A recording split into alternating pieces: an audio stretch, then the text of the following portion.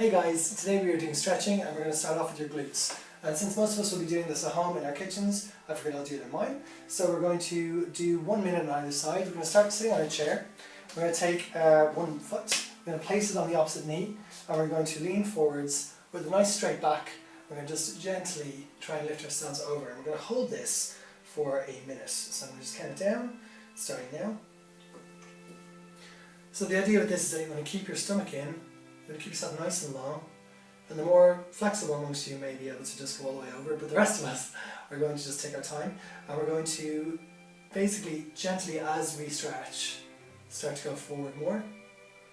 Try and keep yourself nice and long, don't collapse.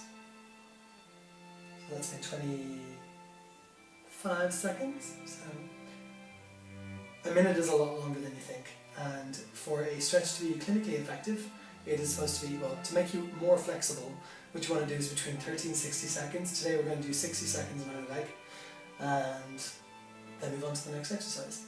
And the idea with this would be that you do it at the end of every exercise session. So with the other days that we've done before, so sessions 1 through 7, I think, then you do this at the end, and then when you've done more, this will always be at the end of the playlist, so you'll always do it at the very end. Keep going lower, and if you want to, then just sink over and relax your head down. And come back up. That is 1 minute.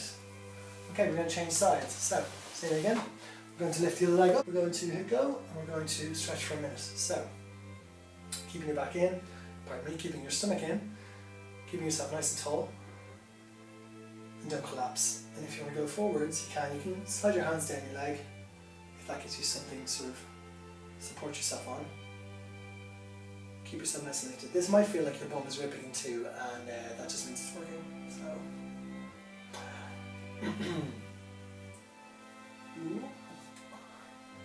we are on 30 seconds.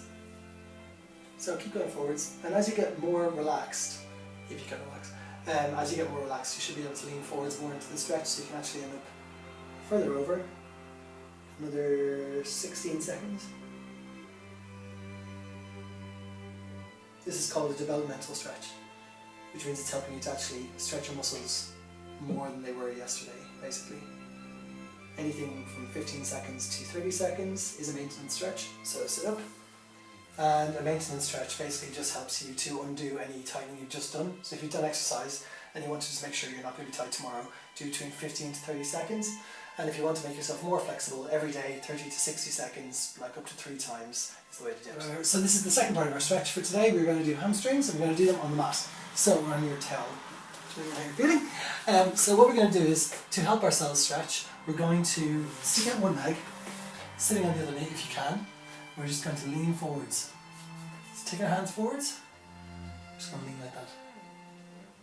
So it's a way to actually lean into the stretch. So even if you've got quite tight hamstrings, which I have, it means you're actually able to take your weight over the top, because otherwise you'll be back like this, and it's quite difficult.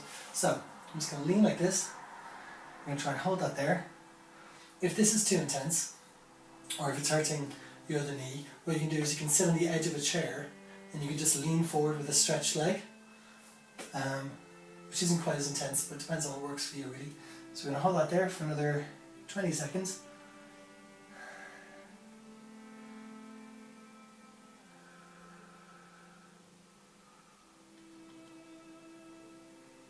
And again, you're supposed to try and keep your back long. Now I've got quite tight hamstrings and quite a curved spine, as you can see here. But just work within your own limits. So if you're really flexible, you can go all the way down, but I can't. Okay, you're going to take yourself up. You're going to switch it around, you go to the leg. So, the leg forwards, and my left leg, which is this leg, is even worse. So, observe. You can push from behind if you want to give yourself a little bit of an extra lift. Just keep your back as long as possible. I mean, if I sit up like this, you'll lose my head.